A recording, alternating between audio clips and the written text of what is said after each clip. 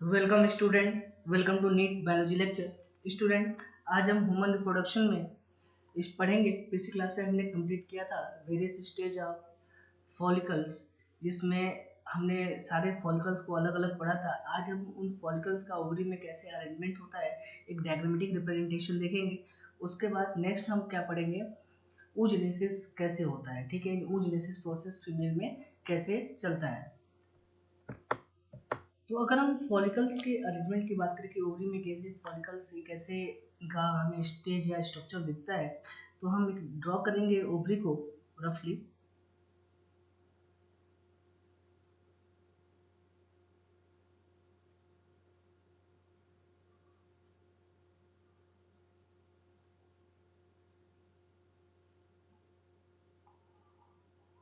ठीक है, एक ओवरी है। ठीक है, जिसमें बाहर सबसे क्या होगी, जेनेटिक लेयर होगी। अंदर क्या है, कॉर्टेक्स का पार्ट है, या बोल सकते हो कि कॉर्टेक्स एंड मेडुला का पार्ट है। ठीक है, तो क्या बताया था कि एट पबर्टी क्या होगा। ठीक है, एट पबर्टी पे क्या इंक्रीज होगा, एफएसएच का सिक्रीशन, हार्मोन्स का लेवल इंक्रीज होगा, जिसके बेसिस पे पहले क्या होगा, प्राइमोडियल फॉलिकल्स होंगे। प्राइमोडियल फॉलिकल्स किस में कन्वर्ट होंगे, प्राइमरी फॉलिकल्स। तो मैं डायरेक्टली प्राइमरी फॉलिकल्स पे ही बात करते हैं। ये क्या है, प्राइमोसाइट है। ठीक है, इसके ऊपर क्या प्रेजेंट है आपका, कोएडल सेल्स प्रेजेंट है, जिसको आपने कंबाइंड फॉर्म में क्या टर्म दिया, प्राइमरी फॉलिकल्स। ये क्या हुए आपके प्राइमरी फॉलिकल्स। अब प्राइमरी फॉलिकल्स फर्दर एक फर्स्ट आपका स्टेज हुआ। प्राइमरी फॉलिकल्स फर्दर आगे क्या होते हैं, ग्रो करते हैं। ठीक है, एंड एफएसएच यहाँ पे भी रोल प्ले करेगा, यहाँ पे भी उसका लेवल इंक्रीज होगा। और ये प्राइमरी फॉलिकल्स किस में कन्वर्ट हो जाएंगे, सेकेंडरी फॉलिकल्स में। किस में कन्वर्ट हो जाएंगे, secondary follicles. Secondary follicle in the sense ये क्या आपका सेकेंडरी ओसाइट। ठीक है, उसके ऊपर आपने पढ़ा था बहुत सारे क्या होंगे, कोवेडल सेल्स के या ग्रेनुलोसा सेल्स के क्या होंगे, लेयर्स क्या होंगे, फॉर्म होंगे। ठीक है, और एक कवरिंग फॉर्म होगी जिसको आप क्या बोलते हो, थीका। ठीक है, तो ये क्या हुआ आपका प्राइमरी ओसाइट, ये होगा ग्रेनुलोसा सेल, और ये क्या हुआ आपका थीका। ठीक है, तो इसको आपने क्या बोला, सेकेंडरी फॉलिकल। नेक्स्ट इसके बाद क्या होगा, फर्दर ये ग्रो करेगा किसके प्रेजेंस में, एफएसएच के। ठीक है, यानी एफएसएच का लेवल यहाँ पे भी बढ़ेगा, और ये किस में चेंज हो जाएंगे, टर्सरी फॉलिकल्स में। किस में चेंज हो जाएंगे, टर्सरी फॉलिकल्स में। मीन्स ये हुआ आपका सेकेंडरी ओसाइट्स, जिसके ऊपर क्या होगी, एक कवरिंग होगी ग्लाइकोप्रोटीन की, जिसको आपने क्या बोला था, जोना पैलिसुडा। ठीक है, और उसके ऊपर क्या होगा, जो ग्रैनुलोसा सेल के बीच में क्या होगी, एक कैविटी फॉर्म होगी, जिसको आपने क्या टर्म दिया था, एंटरम। क्या बोला था, एंटरम। ठीक है, इसके ऊपर क्या प्रेजेंट होंगे, बहुत सारे ग्रैनुलोसा सेल प्रेजेंट होंगे।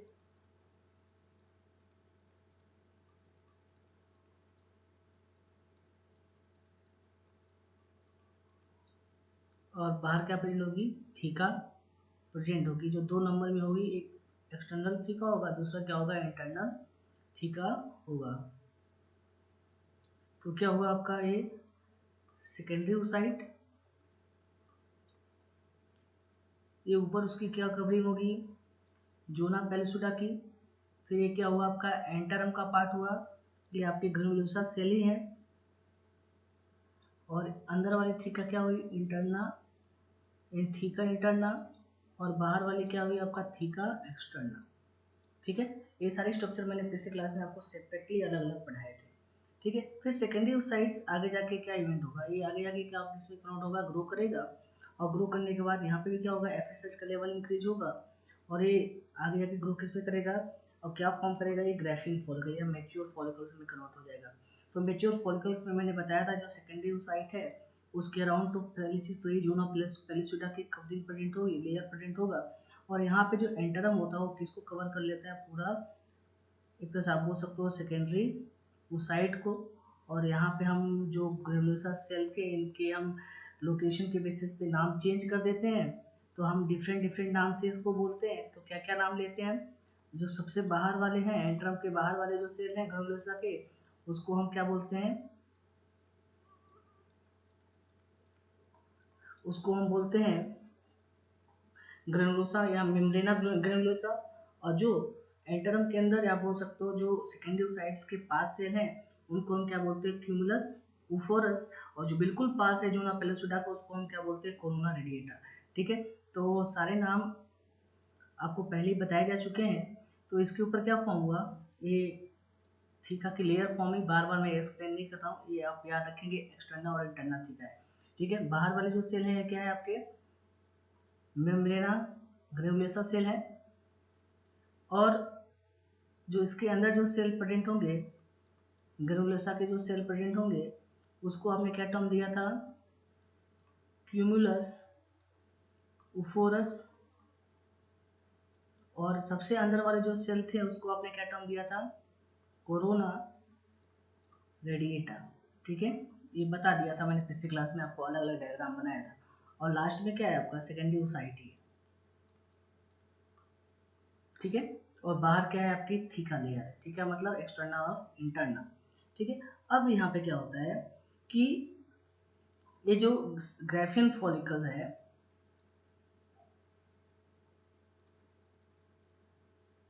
ये ग्राफियन फॉलिकल आगे जाके जब जैसे ही ग्रो करता है तो यहाँ पे क्या होता है, एलएच का लेवल क्या होता है, इंक्रीज होता है। जब एलएच का लेवल इंक्रीज होता है तो यहाँ पे होता क्या है, ओव्यूलेशन। क्या होता है, ओव्यूलेशन होता है। ओव्यूलेशन होगा तो ये जो सेकेंडरी साइट है वो कुछ कोरोना रेडिएटा और जोना पेलिसिडा के साथ क्या होता है, बाहर रिलीज हो जाता है। ठीक है, तो मीन्स जो सेकेंडरी साइट है ये रिलीज कहाँ हो जाएगा, ओवरी के बाद, और कहाँ जाएगा, फैलोपियन ट्यूब में। ठीक है, इसके ऊपर क्या प्रेजेंट होगी, कोरोना रेडिएटा सेल प्रेजेंट होंगे। ठीक है, तो ये हुआ आपका सेकेंडरी oocyte, ये हुआ जोना पेलिसुडा।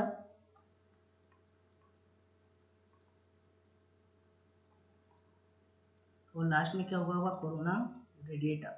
ठीक है, ये सेल क्या हो गए, रिलीज हो गए, किससे, ग्राफियन फॉलिकल से। अब ग्राफियन फॉलिकल से एक तो ओव्यूलेशन में रिलीज हो गया सेकेंडरी oocyte। देखो आपने पढ़ा ना कि ओवरी से ओवम रिलीज नहीं होता, वो सेकेंडरी oocyte के फॉर्म में रिलीज होता है। और ओवम हम टर्म कब देते हैं, जब उसको फर्टिलाइजेशन होता है, फैलोपियन ट्यूब में जब फर्टिलाइज होता है तब वो हम उसको बोलते हैं, टर्म देते हैं ओवम। अभी आप जब oogenesis प्रोसेस पढ़ोगे तो आपको ये और ज़्यादा क्लियर हो जाएगा। ठीक है, तो चलो अब एक तो ओव्यूलेशन हो गया यानी सेकेंडरी oocyte रिलीज हो गया। ठीक है, ओब्वियसली। तो बाकी बचा पार्ट जो है ग्राफिन फॉलिकल्स का, वो भी कुछ स्ट्रक्चर में कन्वर्ट होता है जिसको मैंने आपको बताया था। तो जो बाकी पार्ट है वो क्या फॉर्म करेगा, सबसे पहले एक फॉर्म क्या करेगा वो, कॉर्पस हिमोरेगियम।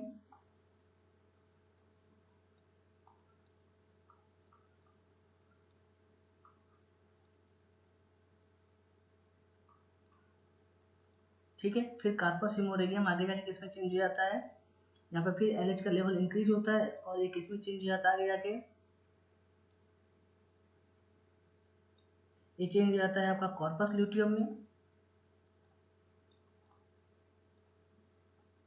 और कार्पस ल्यूटियम आगे जाके क्या काम करता है कि अगर फर्टिलाइजेशन हुआ तो ये प्रोजेस्टेरॉन वेरिएबल करता है, फॉर्म करता है।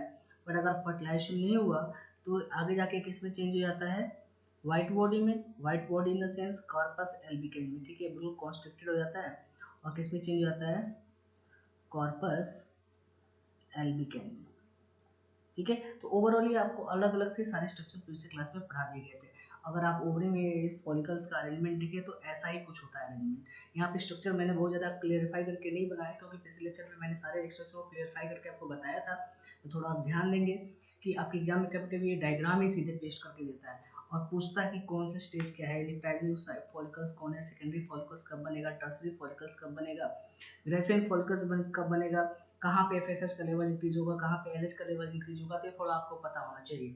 ठीक है, एंड ग्राफियन फॉलिकल्स में जब आगे जाकर हम बात करते हैं, जब ओव्यूलेशन इन 13 डेज या 14 डेज के बाद क्या होता है, एलएच का लेवल इंक्रीज होता है तो ओव्यूलेशन होता है। ओव्यूलेशन में क्या होता है, सेकेंडरी oocyte जो जोना पेलिसिडा एंड क्लोना रेडिएटा के कुछ सेल के साथ क्या होता है, रिलीज हो जाता है ओबी से और कहाँ जाता है, फैलोपियन ट्यूब में। ठीक है, बाकी जो बचा पार्ट है वो किसमें चेंज हो जाता है, कॉर्पस हिमोरेगियम। आगे जाके वो कन्वर्ट होता है कार्पस ल्यूटियम में। अगर फर्टिलाइजेशन हुआ तो प्रोजेस्टेरॉन को फॉर्म करेगा, अगर नहीं फर्टिलाइजेशन हुआ तो व्हाइट बॉडी या कॉर्पस एल्बिकन में कन्वर्ट हो जाता है। ठीक है, और अगर फर्टिलाइजेशन नहीं होता है तो ये होता क्या है फिर, वो मेंस्ट्रुअल साइकिल के फॉर्म में क्या होता है, वो जो सेकेंडरी oocyte है वो क्या होता है, डिस्ट्रॉय होकर क्या होता है, रिलीज हो जाता है। इसको मेंस्ट्रुअल फ्लो या मेंस्ट्रुअल साइकिल बोलते हैं। तो ये अरेंजमेंट है आपका किसका, ग्राफिन फॉलिकल्स का। ठीक है, नेक्स्ट इसके बाद जो हमें पढ़ना है, नेक्स्ट इसके बाद हम पढ़ेंगे कि oogenesis प्रोसेस क्या होता है। oogenesis प्रोसेस में क्या क्या चलता है। तो oogenesis का मतलब क्या होता है, formation of mature female gamete, या जिसको आप टर्म देते हो ओवम या ओटेड। ठीक है, oogenesis का मतलब क्या हुआ, फॉर्मेशन ऑफ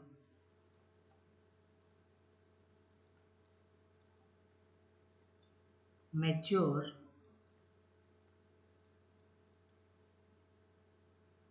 फीमेल गैमेट। ठीक है, या आप उसको टर्म देते हो ओवम, या इसको दूसरे टर्म में हम क्या बोलते हैं, ओटेड।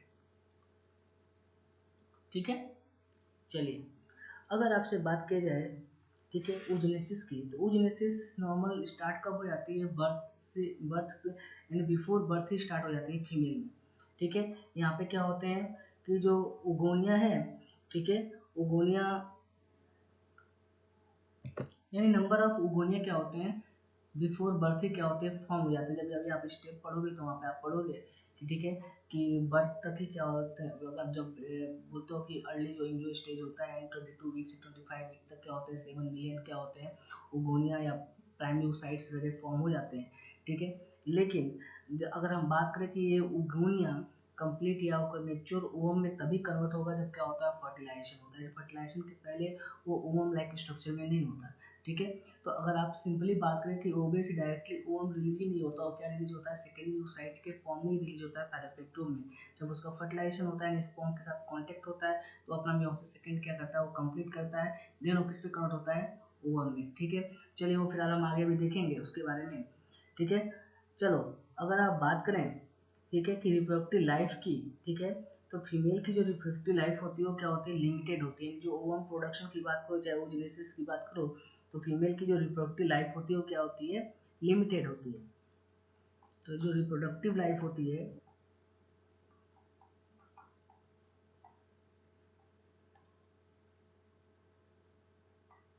ऑफ फीमेल, ये क्या होता है, लिमिटेड होता है।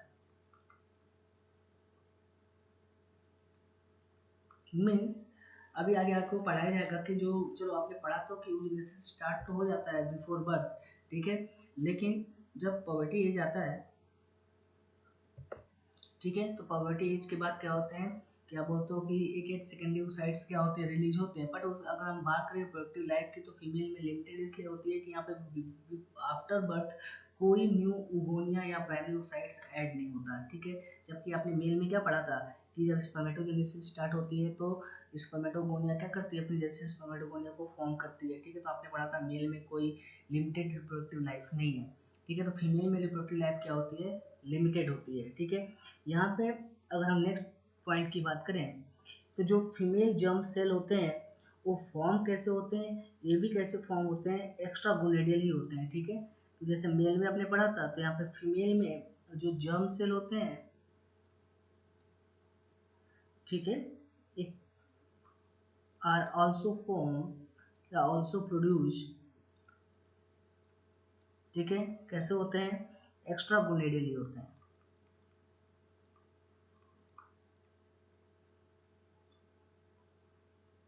ठीक है, यानी एक्स्ट्रा एम्ब्रियोनिक मेसोडर्म या यॉर्क सेक में फॉर्म होते हैं। अगर बात करो तो एक्स्ट्रा एम्ब्रियोनिक मेसोडर्म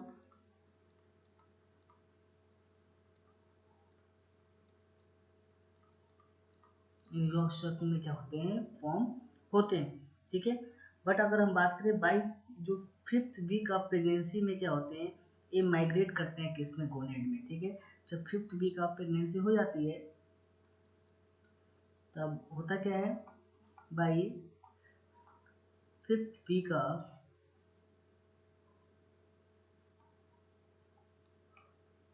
प्रेगनेंसी, ठीक है, ये माइग्रेट कहाँ करते हैं,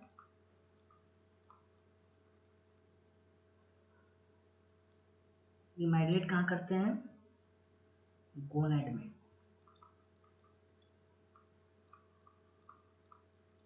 ठीक, चलो अगर हम बात करें कि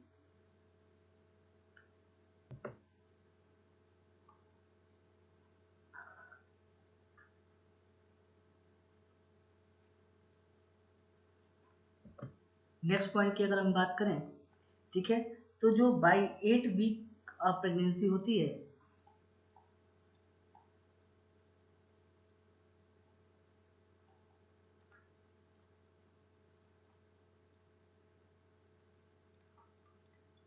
प्रेगनेंसी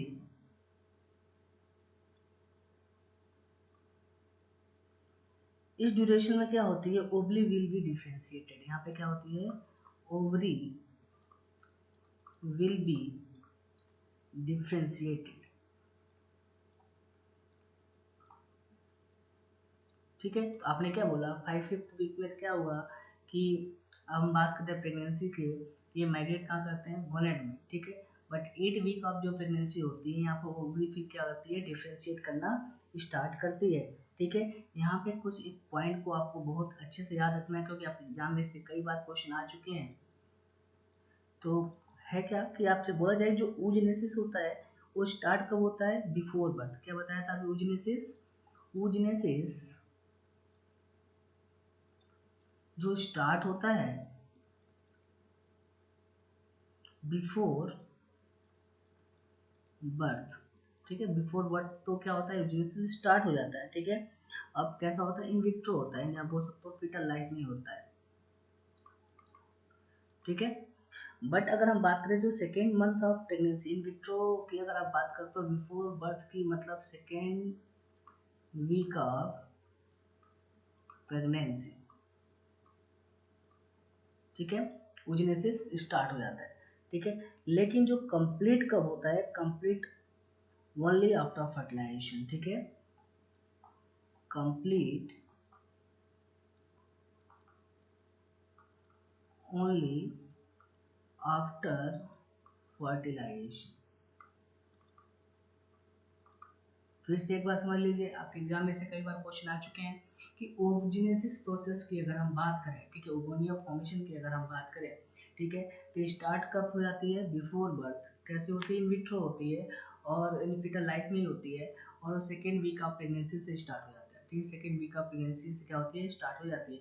बट जब कंप्लीट कब होता है, यानी आफ्टर फर्टिलाइजेशन, यानी मैच्योर ओवम में की अगर आप बात करें कन्वर्जन की, वो कब होगा, जब फर्टिलाइजेशन होता है। ठीक है, तो अब नेक्स्ट इसके बाद जो हमें पढ़ना है वो क्या पढ़ना है कि oogenesis के प्रोसेस को पढ़ना है। हम फ्लो चार्ट के फॉर्म में oogenesis प्रोसेस को क्या करेंगे, हम डिस्कस करेंगे।